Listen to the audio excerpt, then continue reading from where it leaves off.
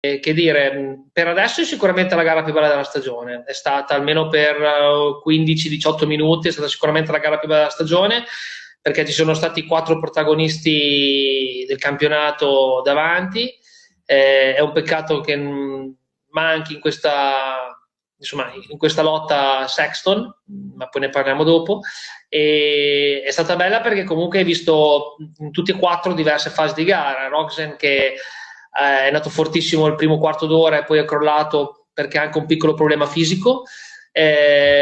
Tomac che ha recuperato da dietro un po' e comunque ha saputo approfittare degli errori di Webb, che stranamente in una gara in cui, quando l'ho visto partire davanti, pensavo potesse vincere, invece ha fatto degli errori che non sono da Webb, ma hai visto anche te, Fabri, il fondo di Arlington era veramente complicato. E poi Hunter Lawrence che ha legittimamente